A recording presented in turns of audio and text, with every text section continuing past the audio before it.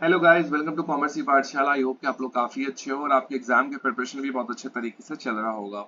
तो ये वीडियो बहुत इंपॉर्टेंट होने वाला है उन सारे स्टूडेंट्स के लिए जो लोग वेस्ट बंगाल एसएलएसटी में बैठने वाले हैं और कॉमर्स उनका सब्जेक्ट है। आप सभी को पता होगा, जितने भी लोगों ने वेस्ट बंगाल एसएलएसटी के लिए फॉर्म भरा है, स्टेट लेवल सिलेक्शन टेस्ट के लिए फॉर्म भरा है, जो कि 11th-12th में टीचर बनने के लिए फॉर्म भरा जाता है। बहुत सारे स्टूडेंट्स यहाँ पे होंगे वेस्ट बंगाल से जिन लोगों ने ये फॉर्म भरा होगा। तो उनके लिए ये वीडियो है, इस वीडियो को पूरा देखना। आपको बहुत सारे यहाँ पे इंपॉर्टेंट क्वेश्चन आंसर्स मिल जाएंगे जिसको आप अटेम्प्ट करके एग्जामिनेशन में अच्छे मार्क्स ला सकते हो। ठीक है, तो watch this video till the end and I hope you will be benefited the most.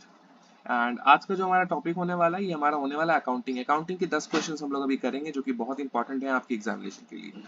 ठीक है, एग्जाम शेड्यूल हुआ है 14 सितंबर 2025 के लिए।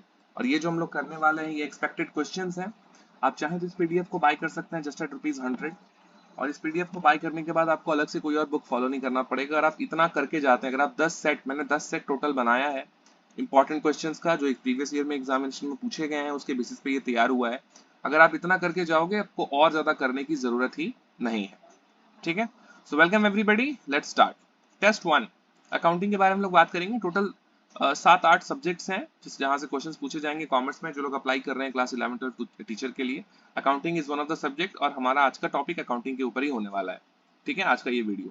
चलिए फिर शुरू करते हैं। Which concept assumes the business will continue indefinitely. ये क्लास मतलब बच्चों का सवाल है ये, है ना। और बच्चों वाला सवाल ही एग्जामिनेशन में पूछा जाएगा, बट फिर भी बहुत सारे स्टूडेंट्स नहीं कर पाएंगे, तो ऐसी गलती मत करना। बहुत ही सिंपल सा क्वेश्चन है कि कौन सा कंसेप्ट, है ना, अकाउंटिंग में कौन सा कंसेप्ट ये एज्यूम करता है कि बिजनेस जो है वो इटर्निटी तक वो कायम रहेगा, बिजनेस हमेशा चलता रहेगा, वो बंद नहीं होने वाला। ऐसा कौन सा कंसेप्ट है? Entity concept, money measurement concept, going concern concept, या फिर पीरियोडिसिटी, है ना। तो क्या होगा? Going concern concept. ये कंसेप्ट ये बतलाता है कि अकाउंटिंग में, नॉट अकाउंटिंग में, लाइक कोई भी बिजनेसेस जो है, जो भी बिजनेस स्टार्ट हुआ है वो हमेशा चलता रहेगा, ये उनका एजम्पशन होता है। बंद हो जाते हैं बिजनेसेस, लेकिन ये उनका हमेशा मतलब ये चलता रहेगा, ये उनका एजम्पशन होता है। किसका? गोइंग कंसर्न कंसेप्ट का। तीसरा क्या है? Which is an accounting convention out of these 4 topics: matching,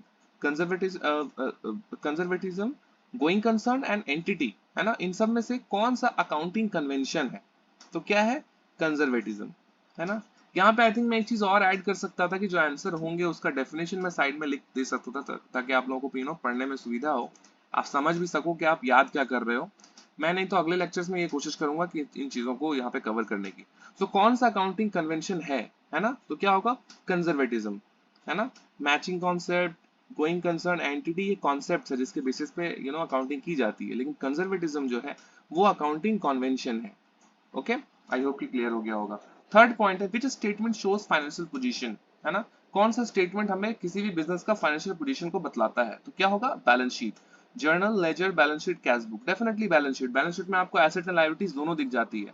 आपका फाइनेंशियल पोजीशन दिखता है कि आपके पास कितना कैपिटल है, कितना प्रॉफिट आपको लास्ट ईयर हुआ था, है ना। तो balance sheet is the document which shows us, is the statement which shows us the financial position of any business. Okay. Fourth question is depreciation is charge on. Depreciation किस चीज के ऊपर charge किया जाता है? बहुत ही बेसिक क्वेश्चन, आई होप कि आपको पता होगा। सिंपल, इसका आंसर होगा फिक्स्ड एसेट। रेवेन्यू जो हम कमाते हैं उसको रेवेन्यू कहते हैं, तो उसके ऊपर डिप्रिसिएशन चार्ज नहीं हो सकता। डिप्रिसिएशन सिर्फ फिक्स्ड एसेट के ऊपर चार्ज होता है। और लाइबिलिटी के ऊपर भी नहीं हो सकता, क्योंकि लाइबिलिटी हमारी लाइबिलिटी होती है ना। स्टॉक के ऊपर भी नहीं होगा, राइट। तो क्या बचा? Fixed asset. Okay then. Fifth question talks about which account shows profit and loss. Profit और लॉस, सॉरी। तो कौन से अकाउंट में हमें प्रॉफिट और लॉस देखने को मिलता है? ट्रेडिंग अकाउंट में, बैलेंस शीट में, जर्नल में, या कैश बुक में? कहाँ दिखेगा हमें profit and loss? Trading account में। ट्रेडिंग अकाउंट में हमारा ग्रॉस प्रॉफिट निकलता था। अगर आपको याद हो, क्लास 11th-12th में आपने बनाया होगा बैलेंस शीट वगैरह, तो आपको याद होगा कि ट्रेडिंग अकाउंट में हमारा क्या क्या निकलता था? हमारा जीपी निकलता था, ग्रॉस प्रॉफिट। फिर वहां से पीएल अकाउंट हम लोग बनाते थे, वहां पे बहुत सारे ट्रांजेक्शन होते थे। फिर जो फाइनल आता था वो हमारा प्रॉफिट एंड लॉस अकाउंट आता था, है ना। लेकिन जो सबसे पहला प्रॉफिट, यहाँ पे तो 4 ऑप्शंस हैं: trading account, balance sheet, journal, cash book. इसमें आंसर क्या होगा? ट्रेडिंग। यहाँ पे ये लोग direct profit and loss account mention नहीं कर सकते थे, क्योंकि अगर करते तो आपको इजीली पता चल जाता कि भाई यही है ना। तो उन लोगों ने क्या दिया है? Trading account. Simple. Okay then, sixth question, which system records transactions when cash is received or paid, है ना। कौन सा सिस्टम ट्रांजैक्शन को तब रिकॉर्ड करता है जब कैश की पेमेंट हुई हो या कैश रिसीव हुआ हो? आपको पता है हम लोग जो जो हम लोग अकाउंटिंग बनाते थे वो हम लोग एक्रूअल बेसिस पे बनाते थे, है ना, कि पैसा जनरेट हो गया, पैसा भले ही ना मिला हो, अगर जनरेट हो गया है तो आपको उसको रिकॉर्ड करना है। एक्चुअल बेसिस पे ही अकाउंटिंग चलती है। लेकिन बहुत सारे बिजनेसेस ऐसे हैं जो कि कैश बेसिस पे हैं, मतलब कैश मिलेगा तो ही रिकॉर्ड करेंगे, भले ही उनको पैसा मिलने में 3-4 साल बाद क्यों ना मिले, लेकिन वो रिकॉर्ड उसी टाइम पे करेंगे जब उनको मिलेगा, है ना। जबकि एक्चुअल कंसेप्ट में क्या था कि पैसे भले हमको बाद में मिले, अगर वो पैसा इस साल का है तो वो इसी साल में उसको रिकॉर्ड करना पड़ेगा, उसको अगले साल तक नहीं लेकर के जाएंगे, है ना। तो यहाँ पे कौन सा बेसिस होगा, ये कैश बेसिस होगा। अगर आपको कैश रिसीव्ड और पेड पे आपको ट्रांजेक्शन को रिकॉर्ड करना पड़ रहा है तो वो आपका कैश बेसिस ही है ना, एक्रूअल बेसिस नहीं है। डबल एंट्री सिंगल एंट्री दोनों चीजें अलग अलग है। डबल एंट्री में क्या होता है कि हम लोग एक ही एंट्री को दो जगह लिखते हैं, दो जगह पे, मतलब डेबिट भी होगा तो ही तो क्रेडिट होगा ना, या क्रेडिट होगा तो ही तो डेबिट होगा, दोनों वाइस वर्सा है।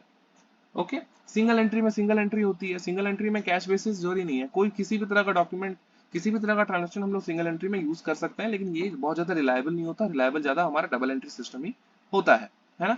बट यहाँ पे क्वेश्चन पूछा गया है कैश, कैश रिसीव्ड और पेमेंट के वक्त किस डॉक्यूमेंट में आप उसको रिसीव कर आई मीन रिकॉर्ड करोगे, क्या होगा, कैश बेसिस।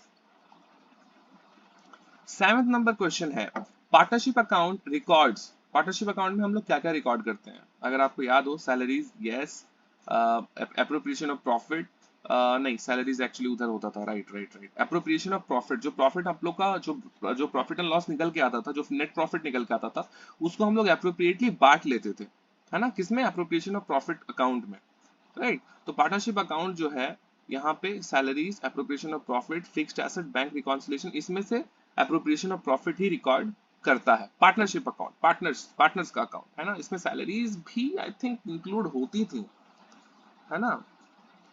इस सवाल में थोड़ा कंफ्यूजन है, मैं इस सवाल के ऊपर बाद में आऊंगा नहीं तो। ओके। 8 नंबर क्वेश्चन है व्हाट इज प्रोविजन। प्रोविजन क्या है, एक लाइबिलिटी है, जहां पे हम लोग ये सोचते हैं कि इस चीज का खर्च आगे जाकर के ये होने वाला है, तो हम लोगों ने एक प्रोविजन क्रिएट कर दिया कि इस चीज के लिए हम लोग इतने पैसे जमा करते हैं। तो प्रोविजन अपने आप में क्या है, एक लाइबिलिटी है, ये एसेट नहीं है, ये रिजर्व नहीं है, ये एडजस्टमेंट नहीं है, ये एक लाइबिलिटी है ना।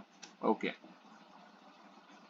9th question is accounting equation. ये बच्चों वाला सवाल है, आप लोगों ने क्लास 11 में इसको किया होगा, जब आपने स्टार्ट किया होगा अकाउंटेंसी उसी टाइम पे आपने किया होगा। Asset is equal to liability plus capital.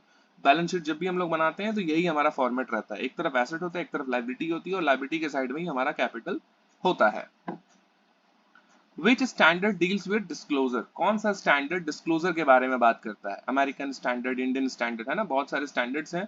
तो AS1 जो है deals with the disclosure. So these are the 10 questions that I was about to teach you, और ये 10 क्वेश्चंस के बारे में मैंने अभी आपको बता दिया है। बहुत इंपॉर्टेंट क्वेश्चंस हैं, इसको अच्छे से कीजिएगा, एंड अगर आप अच्छे से करते हैं तो डेफिनेटली आप एग्जामिनेशन में पास करके आप वेस्ट बंगाल स्कूल में टीचर्स बन सकते हैं, ठीक है। Thank you so much for watching this video. कोई भी डाउट हो, कंफ्यूजन हो, you can simply ask me, and all the best for examination. Thank you.